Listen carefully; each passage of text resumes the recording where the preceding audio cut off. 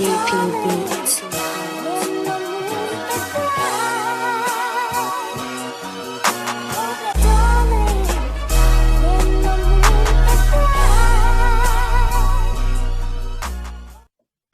All right. So we're live. We're live. Welcome all to my podcast, aka M.E.D Talks. All right. So today is my first video. This is something special to me. This is like the start of a new relationship. You feel me? All those butterflies in your stomach. You feel me? Like having a new baby, like having a newborn baby. This is the start of something special. Okay. All right. So I want to say a couple of things before I get started. Why do you look light skinned, bro? Thank God, bro. Thank God for everything he's done for me, bro. Watching over me, watching over my friends and family, keeping us safe and doing all that good stuff for us. Thank you, God. I do want to say that for anyone who does want to do this kind of thing and they're afraid to, oh, come on, Andre. Andre, where your headphones? It's all right. I'm gonna pretend I'm professional. It didn't happen. All right. So I'm just gonna say this. Like, if you want to do something like this and like content creating, like for me, I got in my own head and kept stopping myself from doing it, and I kept saying I would do it over and over and over again. And I just feel like it's 2020. We're in quarantine, so I just need to just start it. And for anyone who's afraid to be judged or criticized by other people for doing their passion, I feel like you should just listen to yourself, keep good positive vibes around you, and just trust in God and keep good faith, and things will work out for you. Today's podcast, we'll be talking about what's going on in the world, obviously, because it's terrible. 2, we're going to be talking about relationships, and 3, friendship. All right. So without further ado, let's get into the intros. All right. So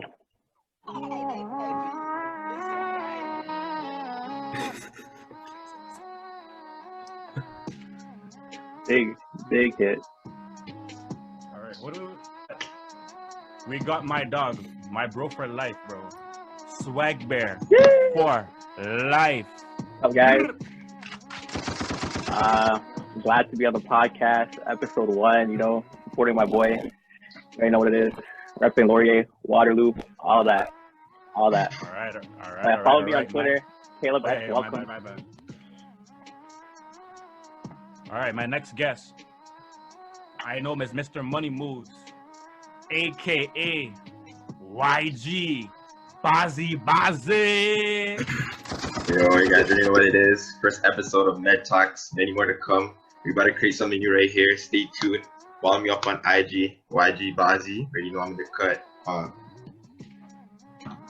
right. But last but not least, we got my boy Chef Dre in the building, aka Andre. Yo. What's good? Your boy Andre. You already know where I'm from. You probably know my IG, Andre.Agrippa. Glad to be on this podcast. I don't even use IG, so go try to follow that. All right. Oh, so what do you want them to follow, bro? Twitter? They can follow. I don't care, bro. Yeah, I fuck that up. All right. Whatever.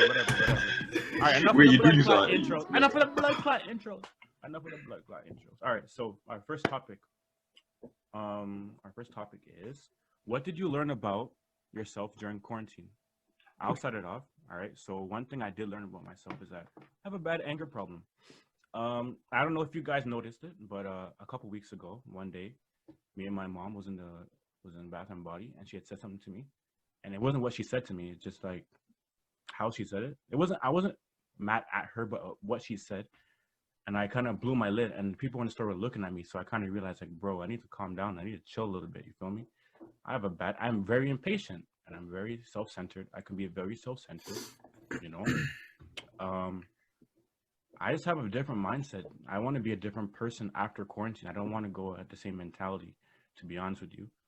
And I don't really miss turn-ups as much as I thought I would. Like, people know I like to drink. If you know me, I like to drink. You feel me? But I have it in my face all the time, and I don't feel the need to pick it up. So that's a couple of things I learned about myself. What about you, Faisal?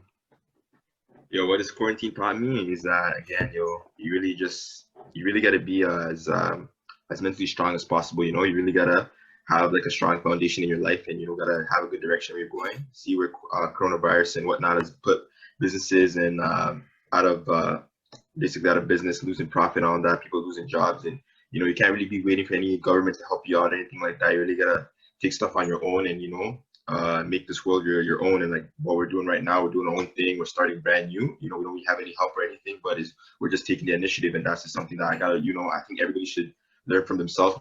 That was something that was really important to me, and I hope to like kind of take this past quarantine and use it for the rest of my life. Right. All right, so I'm gonna pass it over to you, Caleb. What do you think?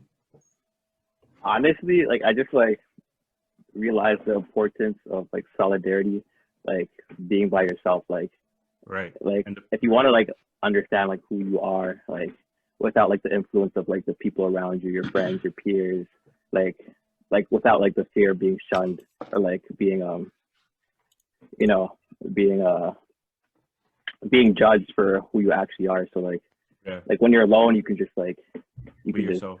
you can realize that. And quarantine is like kind of a chance for all of us to just have like find out like what we actually want to do in life, like where we actually want to go. It's just like a break from all the other like bullshit in life. Right. Yeah, I hear that. Lastly, what do you think, Andre? What do you think? Yeah, basically, I agree with you guys. It's a Rocket lot League. of time for No, yourself. don't agree with us. What did you learn about yourself, my nigga?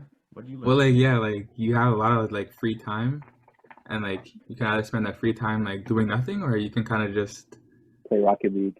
find something, yo. Because what else you gotta do? Like you can't really like go out. Like you gotta like stay inside. It's a lot of thinking, like self-thinking. So I gotta be doing, and you just gotta find out like where you want to be like after this quarantine too. Like how do you want to come out of it? Like you wanna Be the same. come out on the bottom, or you want to come out on the top? Like Yeah, I feel you. so. I feel you. I don't know. Those are some good answers still. Okay, so my next thing, I'm gonna move into like what's going on in the world. So obviously there's been a lot of racism and a lot of like crazy shit, right? So what do you guys think about like Ahmaud Arbery, Breonna Taylor, George Floyd, Jacob Blake? Like how did that make you feel when you saw that blasted all over the news and when you saw the videos of all those incidents yourself? I How mean, that yo, for me, like I feel like these type of incidents, like if you like really be following, like it's really been happening. But I think in 2020 it was actually being broadcast, and it was actually reaching people outside of kind of like the Black community.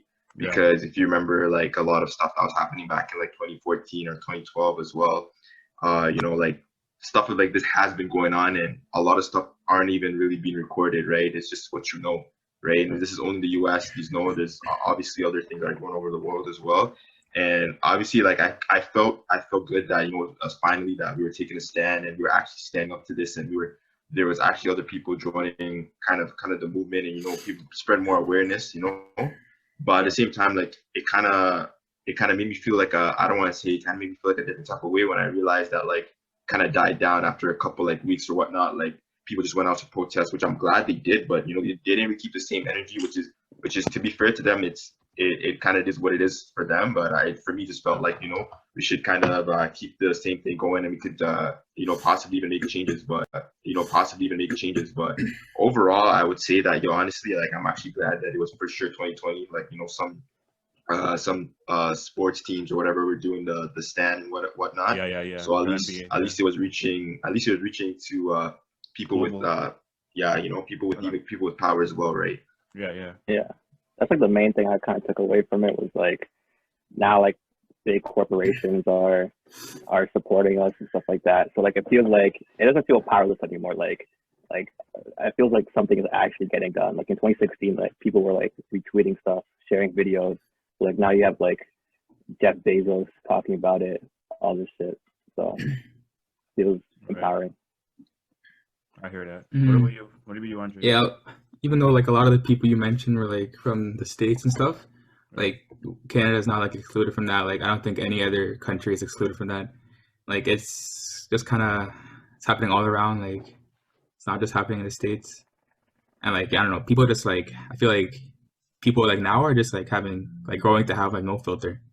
You're right. So like You know, they're just saying stuff just, you know, just because they want to, or just because like they want attention. Like people like crave attention so badly nowadays that like it's getting kind of out of hand. So You know, another I don't want to thing get into though, that, but yeah.